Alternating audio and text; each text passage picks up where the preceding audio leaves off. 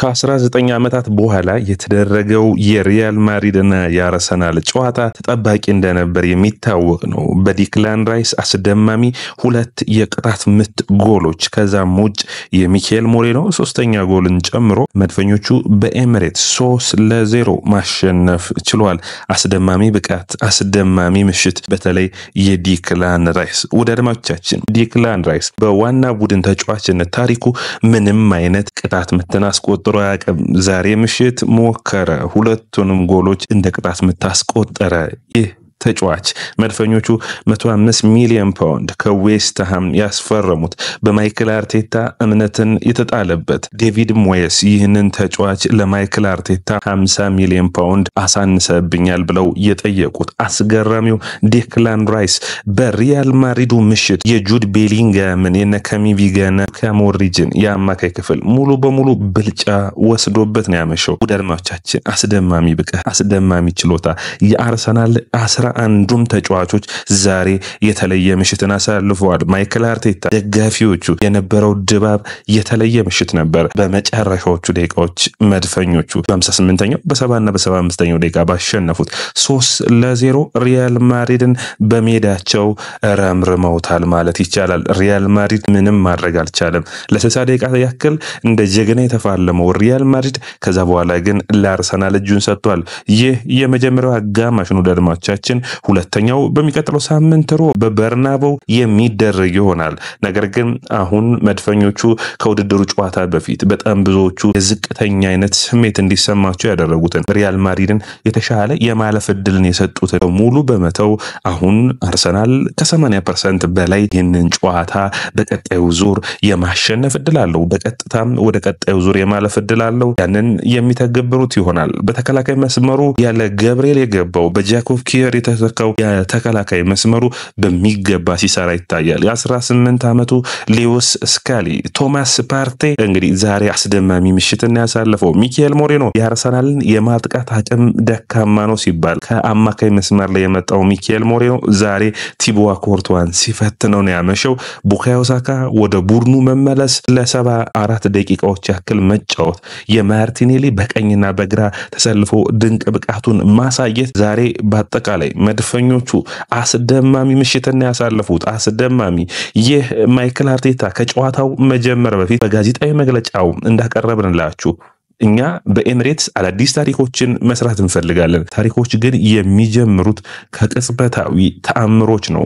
ሞመንቶችን መፍጠር ስንችል ነው። ቅጽበታዊ ሂደቶችን መፍጠር ስንችል ነው። አርሰናል ዛሬ ምሽት እንደዚህ አይነት ምሽቶችን ፈጥሯል። ከዚህ በፊት የዛሬ 19 ዓመት አርሰናል በበርናባው ሪያል ማድሪድን 1-0 ባሸነፈበት ጨዋታ ቴሪ ዳንኤል ሄንሪ የሚታወስ ምሽት ነው።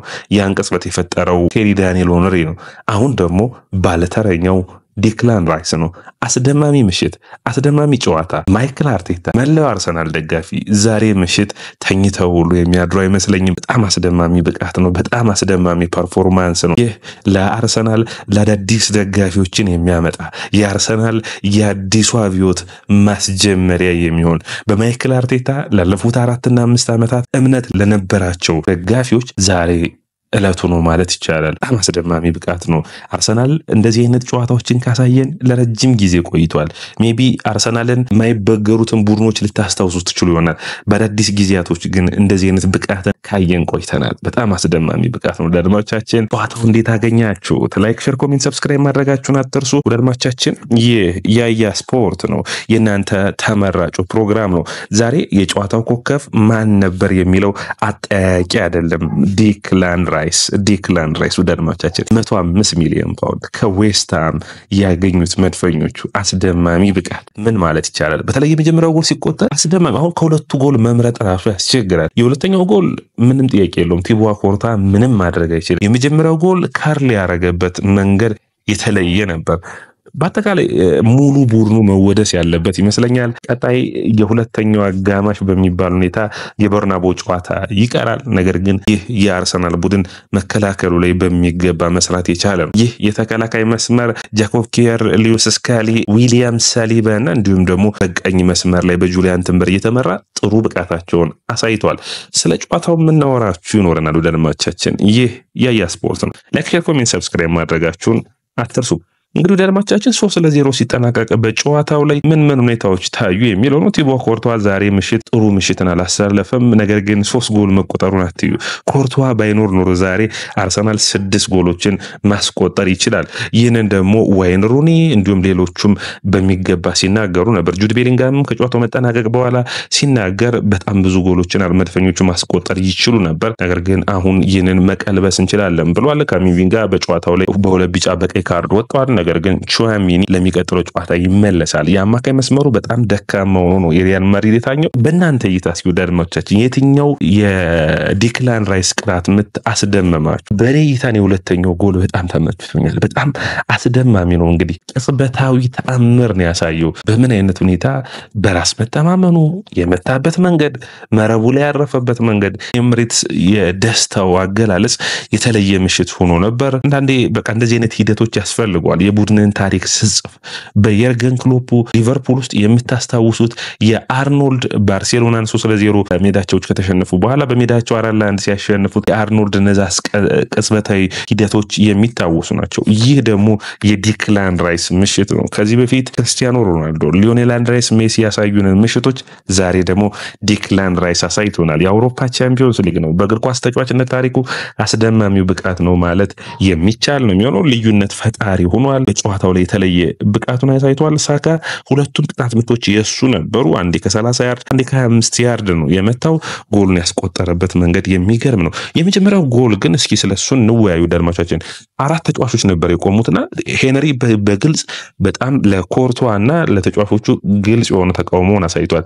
በጨዋታው ላይ 5 ተከላካይ ነበር ማቆም የነበረባቸው። 2 ቅጣት የሚመቱ ተጫዋቾች ካሉ 5 ተከላካይ መሆን ይጠበቅባቸዋል በማለት አሳይቶን ሰጥቷል። እንግዲህ ጃቪየር የአርሰናሉ የቆሙ ኳሶች አሰልጣኝ፣ ከዛው ውጭ የአርሰናሉ አምበል የሆነው ማርቲን ኦዴጋርድ ዲክላን ራይስን ኳሱን እንዲያሻማ ትዕዛዝ ሰጥቶት ነበር። ነገር ግን ያ ሲሆን አልታየ። ዲክላን ራይስ ቡካዮ ሳካ እምነት ካለ ምተዋለው በሚገባ መተው አስቆጠር። እንግዲህ 2 ምቶችን ነው ለሪያል ማድሪድ ደጋፊዎች የሚያሳዝነው። ይህንን ቅጣት ምት ሮቤርቶ ካርሎስ እያየ ነበር። ካርሎስ በአርሰናል ያኔ የ2006 የአርሰናል ቡድን ያሸነፈው አባል ነበር። የሪያል ማድሪድ የጋላክቲኮ አባል ነበር። በቅጣት ምቶ የምናውቀው እየሳቀ ነበር፣ ምክንያቱም እሱም ያውቀዋል እንዴት ቅጣት ምቶች እንደሚቆጠሩ።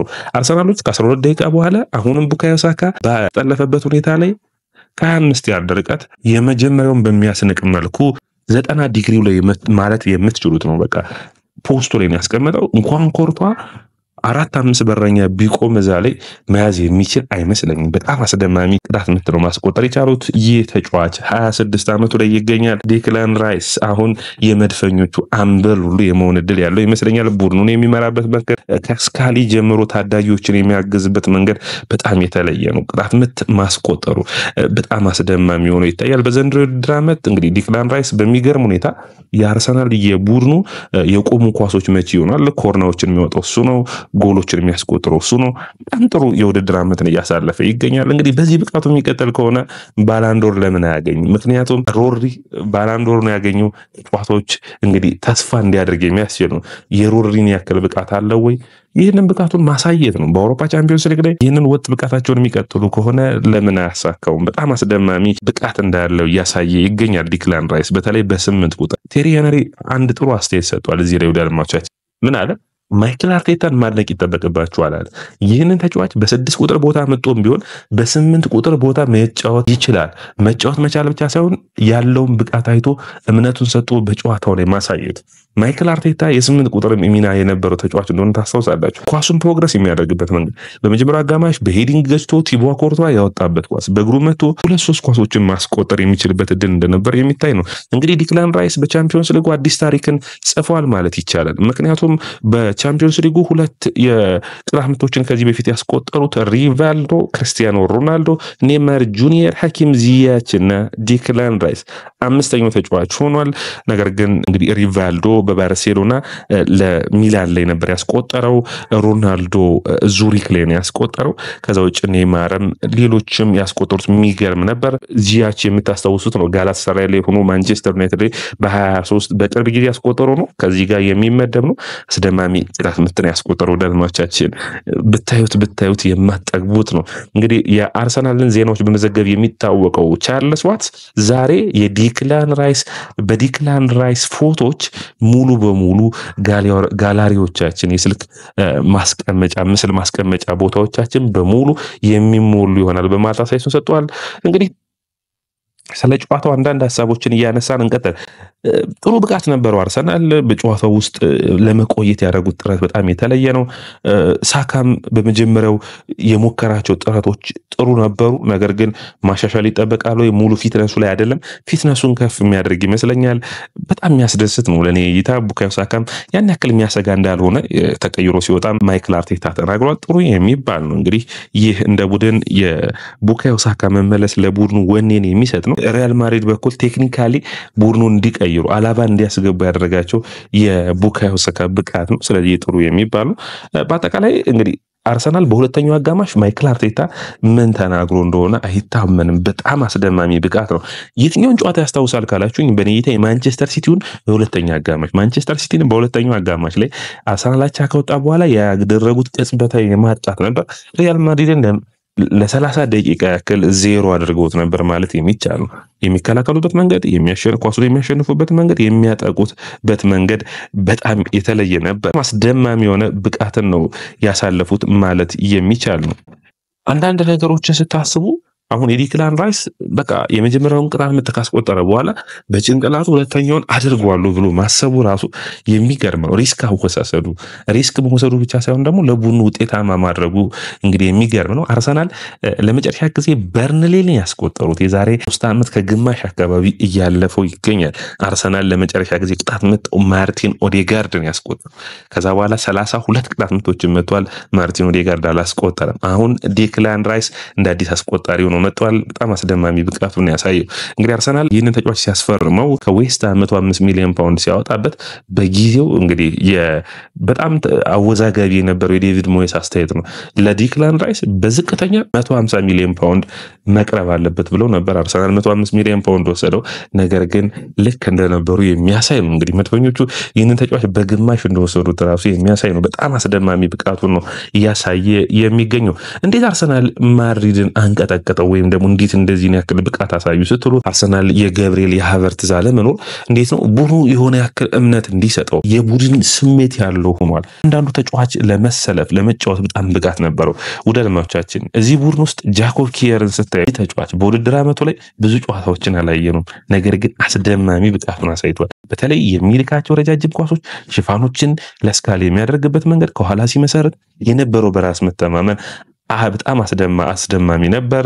እንግዲህ አርቴታ የዚህ ቡድን አባል አድርጎት ብዙ ጊዜያቶችን አሳልፈዋል። ገብርኤል መጎዳቱን ተከትሎ ወደ ዋናው ቡድን መጥቶ ቦታውን ሽፋን አድርጓል። ቤን ዋይት ይገባል የሚል እምነት ነበረኝ። እኔ ግን እንግዲህ የማይክል አርቴታ ምርጫ ጃኮብ ኪየር ሆኗል። ጥሩ ብቃቱን አሳይቷል። እንግዲህ አርሰናል በአውሮፓ መድረክ ላይ ጥሩ የመከላከል አቅም ካላቸው ቡድኖች ውስጥ አንዱ ነው። በአምስቱ የትላላቅ የአውሮፓ ቡድኖች ውስጥ እንግዲህ በአምስቱ የትላላቅ ሊጎች ውስጥ አርሰናል አራተኛው የመከላከል አቅም ያለው ነው። 0.79 ነው ኤክስጂ በ90 ደቂቃ ውስጥ የሚሞከርበት አንድ ኤክስጂ ራሱ የማይፈጠርበት ጠንካራ ቡድን ማይክል አርቴታ ገንብቷል። በ4-4-2 በሚድ ብሎክ ነው ዛሬ የተጫወቱት። በሚገባ ስፔሶችን ሲሰጡ አይታይም። በተለይ የሪያል ማድሪድ የመስመር ተጫዋቾች አልነበሩት። ሪያል ማድሪድ አርሰናል ለማጥቃት የመስመር ተጫዋቾች ሊኖሩት ይገባ ነበር። ቪኒሲየስ ጁኒየር ዛሬ በቲምበር ኪስ ውስጥ ነው ያሳለፈው። በጣም ደካማ የሆነ ብቃት ነው ያሳየው። ሮድሪጎም አልነበረም።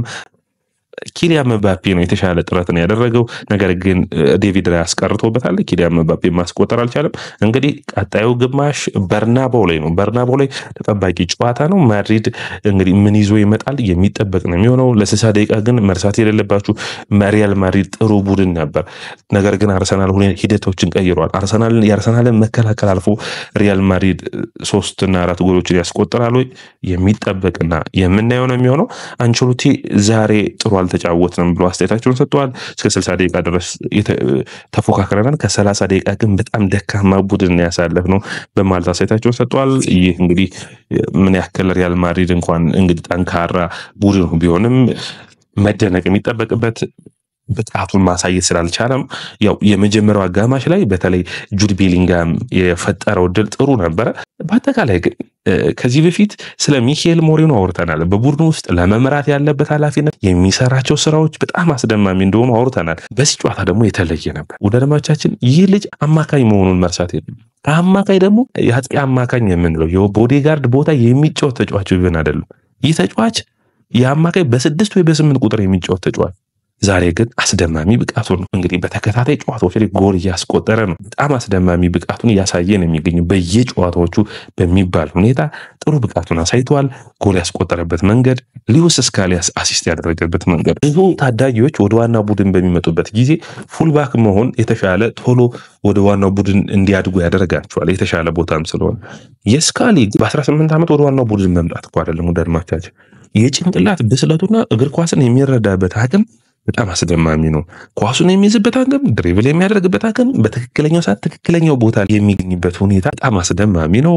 አማካይ መስመር ተጫዋች እንደነበር መርሳት የለባችሁም። ኮርቷ እንግዲህ ዛሬ ጥሩ አስደማሚ ተጫዋች ነበር። አሲስት ያደረገበት መንገድ ለሞሪኖ ስካሊ በጣም አስደምሞኛል። እኔ እንዴት አድርጎ ኳሱን ፓስ እንዳደረገ ፓስ አደራረጉ ብቻ ሳይሆን ሞሪኖም ደግሞ የጨረሰበት መንገድ በጣም አስደማሚ ነው። ቡድኑ በአጠቃላይ በቃ አርሰናል እንደ ቡድን ዛሬ ምርጥ ጨዋታን አሳልፏል። እንግዲህ ሁለቱም ቡድኖች ቀጣይ ጨዋታቸው ምንድነው ካላችሁ ብሬንፎርድ ነው አርሰናል የሚገጥመው በሜዳው ኤምሬትስ። ሪያል ማድሪድ እንግዲህ አላቬስን ይገጥማል። ከሜዳው ውጭ የሚጠበቅ ነው የሚሆነው። ሪያል ማድሪድ በተከታታይ 2 ጨዋታዎች ሽንፈት አጋጥሞታል። አንዱ እንግዲህ በቫሌንሲያ ነው። አርሰናል ደግሞ በኤምሬትስ አሸንፎታል። አድማጮቻችን እንግዲህ በተከታታይ ስለዚህ ጨዋታ የምንሰራላችሁ ፕሮግራም ይኖራል። 2 እና 3 ፕሮግራሞችን እንሰራለን። አንደኛው የሚሆነው ቁጥራዊ መረጃዎችን አይተን ስለ ጨዋታው ማን ጥሩ ነበር፣ ማንስ ደካማ ነበር የሚለውንም እናቀርብላችኋለን። ይህ ያያ ስፖርት ነው። ሌክቸር፣ ኮሜንት፣ ሰብስክራይብ ማድረጋችሁን አትርሱ።